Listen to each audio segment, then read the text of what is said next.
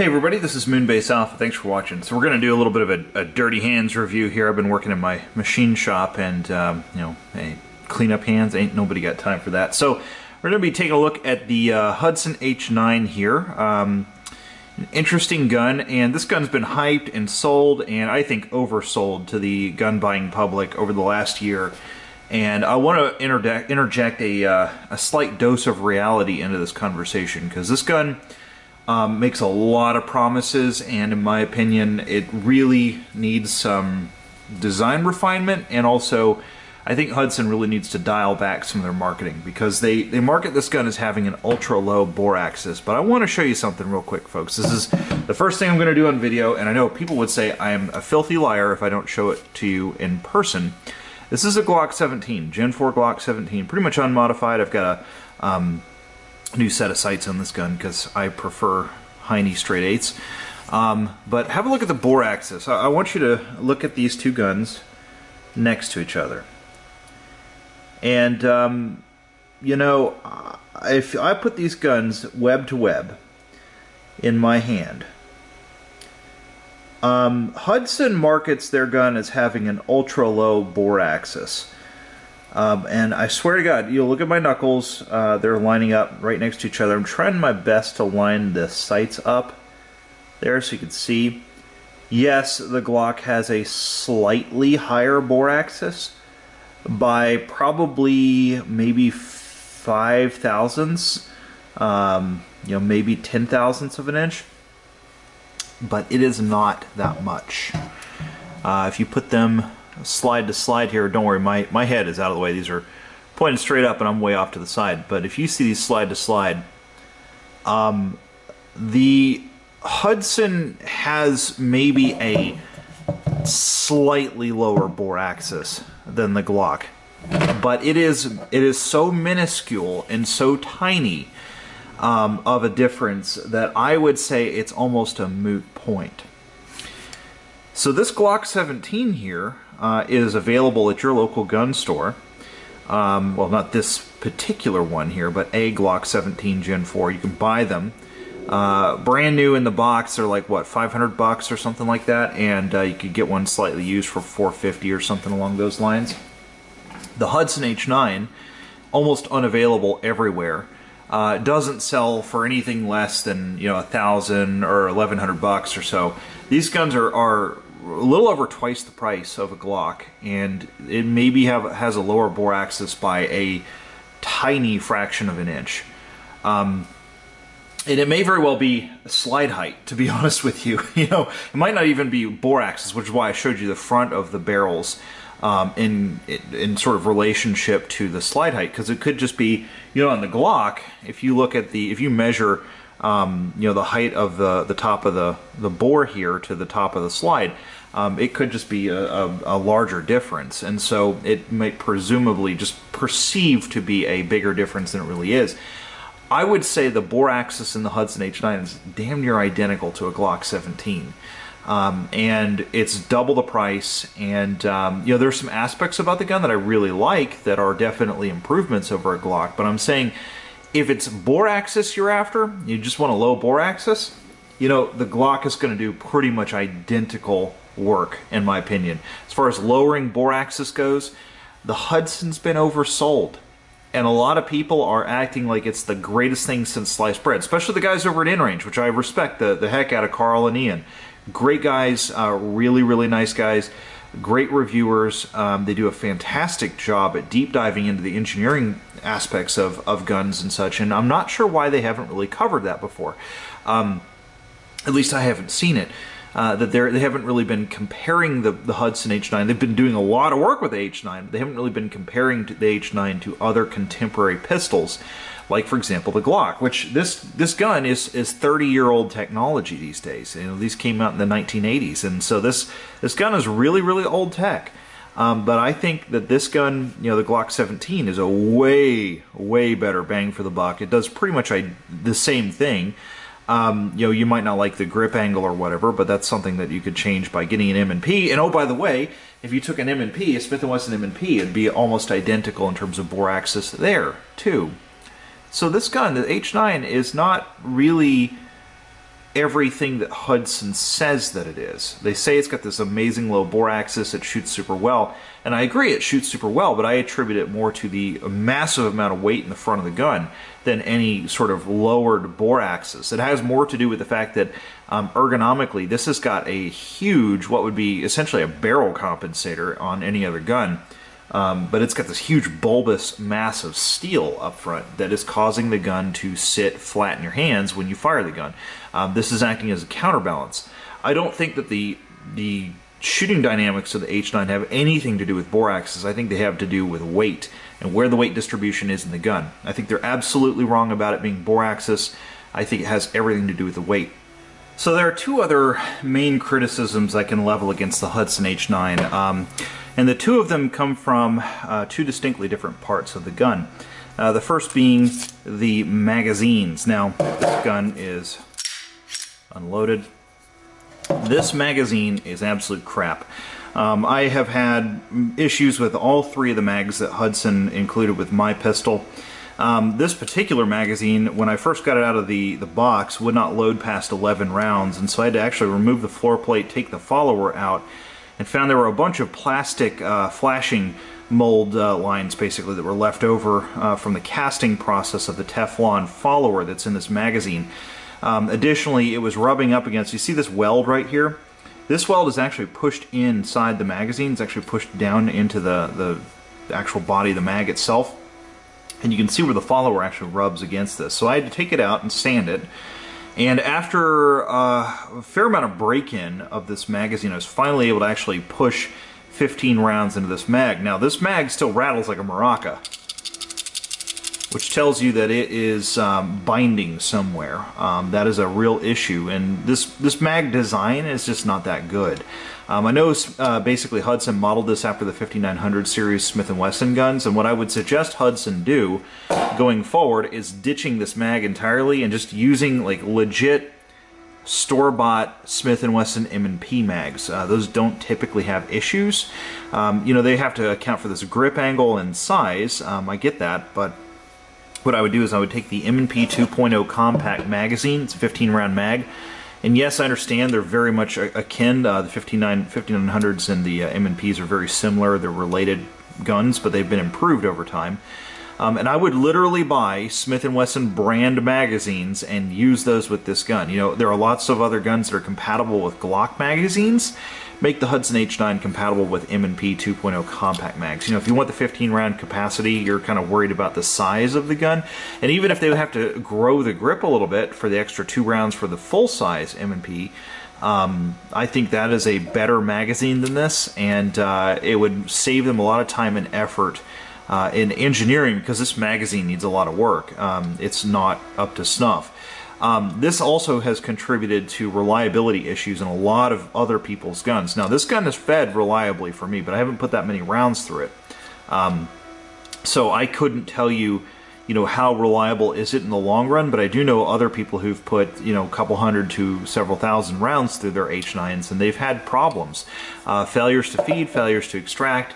The H9 is not known anymore as, or it was never really known, I should say, as being a particularly reliable gun. And I think a lot of that is because of the way that Hudson engineered their magazines. These mags have got to go. They are proprietary, at least as far as I know. I don't know if they buy the mag bodies from somebody or if they are like, you know, just they try to make them themselves. If they are trying to manufacture these themselves, I would say save yourself a lot of trouble, Hudson, and literally use M&P 2.0 compact magazines and have them compatible with those.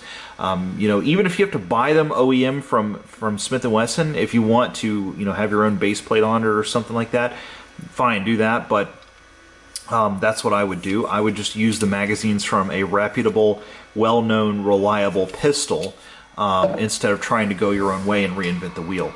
The other issue that I have with the Hudson from a purely mechanical standpoint, and I want you guys to understand this, the accuracy of a handgun is related to its lockup, okay? If a gun has poor lockup, it will not be very accurate. And this gun has a pivot point where every other pistol, every other Browning short recoil pistol that's currently sold on the market, except for the, well, even the 1911, I guess, has got a link down here underneath of the barrel chamber right here, right? So on every other handgun, it's kind of being supported by the camming mechanism for the barrel that actually causes it to drop. On the Hudson H9, the camming mechanism is far forward of the chamber, and because of that, the pivot point is right here. Well, what that does is it makes it so that you can press down on this barrel. You see how much slop is in the vertical axis there, the Z axis of this barrel? You can press down on it. It's a lot. I mean, I've measured it, and it's like, you know, we're talking about like almost 1/100th of an inch, which is quite a lot in terms of gun terms, right? Because that amount of vertical travel is going to be responsible for a fair amount of slop in the lockup, which is going to cause inaccuracy in the barrel. And it's not because of a poor quality barrel. I don't really know of a way to test that other than putting it into a ransom rest, which I don't have. But I can tell you this gun seems to string vertically. It doesn't seem to be off X and Y, and that's because they have this tab here that locks into the X and Y, I should say the X axis of the barrel, locks it into the slide and regulates it with the sights there. But in the Z axis, you see how much travel is in that? You know, on a quality built 1911, you can go to any good, well-made 1911. You have Smith & Wesson, Kimber, well, maybe not Kimber, Colt, Dan Wesson, Ed Brown, any of the high-end ones, Wilson Combat, Nighthawk, whatever. And if you press down on the barrel hood, one of the things that they are well known for in terms of fitting is you know, no movement in the barrel, and that's for two things on a 1911. For one, for lockup strength, because the locking lugs are here, but the other reason is because it actually ensures good regulation with the sights. And on the H9, this amount of travel here is going to basically lead to a lot of imprecision in the sights. Now, again, comparing that to a Glock. Whoops. Now, again, comparing that to a Glock. On the Glock, you can sort of press down just a little bit on it, but it's probably 1/3 to 1/4 of the amount of travel, and really you don't see the barrel move at all visually. You can feel it just slightly if you press down on it, but not a lot. Not a lot at all. It's much less than the H9, and this gun costs half as much. The other thing I really dislike about the H9, and this is more of a user preference, it has really nothing to do with anything other than the fact that I just don't know when the gun is cocked and ready to fire. If you look at this pistol, the trigger is in the same position when this gun is cocked versus when it is decocked. You cannot visually look at the gun and tell, or even feel tactily, that the gun is cocked and ready to go. Now, it has a reasonably nice reset. The trigger is good. Those are all really nice things. But the gun doesn't have any kind of visual indication or tactile indication. On a Glock, you have the trigger to the rear when it's not cocked, and it's impossible to pull the trigger. You kind of know when this gun is not ready to fire. On the H9, it's a little bit more ambiguous. Now, again, like I said, that's kind of a user preference thing. I don't usually care for things like loaded chamber indicators, cocking indicators, things like that. I think it's unnecessary complication, but just from an ergonomic, like, am I ready to fire standpoint, it's a bit of a question to me. The other thing I'm not keen about is when this gun cycles back and forth, it seems like it puts a lot of pressure on this takedown pin. And that takedown pin has a tendency to walk out. And it's not because it's actually going to walk out. It's not going to get to the point where it starts to take down, presumably. But it's because there's a ball bearing detent in here, or at least some other kind of detent that holds this thing, this transaxle, in place. And the thing is, that has got a lot of slop. The way they milled that, it's kind of like an oval shape dealio. And the trouble is there's too much allowance for play in this thing. You can see how it pushes in and out. That's a little concerning, because especially you can get it to the point where it's actually out this far, and the thing will actually start to turn, which is what actually causes it to take down and turn apart. So, I mean, you can get to that point right there, where this gun is actually starting to shake itself apart, which is really a problem, you know? It hasn't come apart on me yet, but, you know, that doesn't mean that it won't. And especially considering this is a young company that has hired a bunch of engineers who may or may not be particularly good firearms engineers. And, you know, because of some of the other problems that are going on with the H9 that are just endemic to the design, I would say they probably aren't super great firearms engineers. You know, a lot of times, you know, engineers can design a gun, but, you know, people who use guns, who are shooters, they make a better gun, right? And this is one of those cases where I just don't think that they've done the engineering quite right. The tolerances kind of work, I guess. Yeah, that works. But is it optimal? Heck no. And the other thing I do want to point out, you know, I do have to kind of take this gun down so I can actually show it to you. But the parts in the H9 are so incredibly small in the fire control group. If you look at a Glock, in fact, why don't I just show you a Glock so that you can see in comparison what I'm talking about. On a Glock, let me show you the sear on this Glock 17. That is the sear right there, that little piece. I don't have a pointer that I can show you, but if you look at the sear size on the H9, which is in my right hand, versus the sear size on the Glock 17, the Hudson has a sear that is literally half the size of the Glock 17.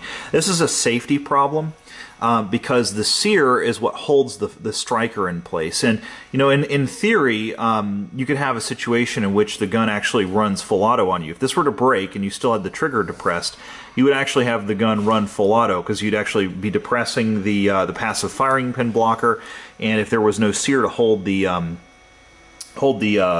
striker to the rear, and assuming there's no disconnector and whatnot, you know, because all the parts are very small in this, you would have some serious safety issues.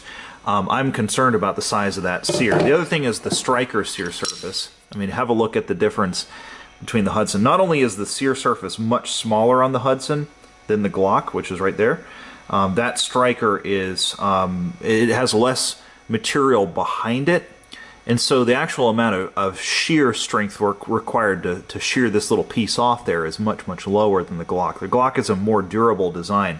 Again, you can see the camming surfaces there. That's what I'm talking about. You see the cam surface is in front of the actual chamber itself, whereas on the Glock it's below the chamber.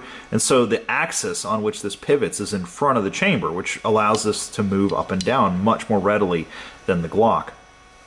So I am not in love with the engineering of this gun. I will say I think that in terms of the overall design, it wins kind of like maybe a D- in terms of the actual design itself. The engineering is about the same. It's kind of a D-. And for a gun that's this expensive in comparison to some of its contemporaries, I would have a hard time recommending a Hudson H9 to anybody, let alone recommending it over something contemporary like a Glock 17.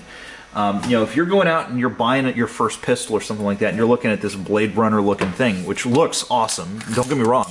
The reason why I was attracted to this gun was because of the aesthetics of it. I am super into a future punk, cyberpunk, you know, techno-war, all those kinds of genres of art, literature, movies, music, synthwave, all that stuff, right? I love that stuff. And this gun looks like it came straight out of Blade Runner. And a lot of people are going to be attracted to it. And a lot of people are going to be attracted to the sales pitch. Oh, it's got the super low bore axis. Well, that's bunk. And then the engineering behind this gun is really dubious at best. So for me, on my letter grade scale, again, like I said, I give it a D-. The reason it gets a D- in my opinion is because this is kind of like the Tesla of firearms. It kind of works, but it kind of also really doesn't. There are enough things in this that give me pause that I just would not ever purchase this again. You know, like I said, I think it's an interesting idea if the execution were better. Like if they actually dropped the bore axis in comparison to a Glock 17, yeah, maybe. You know, maybe if they actually did what they set out to do. And yes, it is gentle shooting, like I said, but it's primarily because of the weight forward. If you put that same weight on a Glock 17, I guarantee you it'll shoot identically. You know, it's like, I just don't even know if I really would ever use this gun, knowing what I know about the engineering, knowing what I know about the way that it's put together, how everything works together, the magazine problem. It's on a non-recommend list for me, guys. I know that, and it's weird because I have problems with pretty much every pistol that's like the darling child of the gun world, but I think it's because people are just not very concerned, not very discerning about their purchases. They get you know, really attached to something, and I just don't. I see it as a tool, right? This weapon, right? And ultimately, that's what it is. It's not a particularly good weapon. You know, especially in comparison to some of its contemporary pistols. I would totally take a Glock 17 over the Hudson H9 any day of the week. You know, and the fact that you can buy one of these for literally half of what a Hudson H9 costs is no object. You know, this gun is the Glock 17 is a demonstrably better gun than the H9 in pretty much every aspect. You know, the magazines work, the engineering is rock solid. It's been around for 30 years, so it's got a great track record. The parts and components are cheap, easy to replace if they ever do break, but hardly ever break. You know, I just don't know why you wouldn't just buy yourself a freaking Glock 17. And if you don't like the Glock, go buy yourself an M&P. They do exactly the same thing. It's flavors of Kool-Aid. One's orange and one's purple drank. You know, they're basically going to do the same thing for you. This happens to be spoiled milk. It's not a particularly good drink. You know, I don't know. Maybe if you like kefir or something like that, you could maybe enjoy this, but yeah, I would totally have the Glock 17 over the Hudson H9 any day. So that's my little review here. Like I said, the winner of you know, the recommend list is still probably the G17. You know, if I had to say go buy a 9mm pistol, what do you choose? Yeah, the Glock 17 is a hard one to turn down. By the way, the Gen 4 over the Gen 5. I don't like the Gen 5. I think it's a turd. Just like I think the H9 is a turd. But I think actually the Gen 5 Glock is less of a turd than the H9. Anyway, see you later, guys. Bye.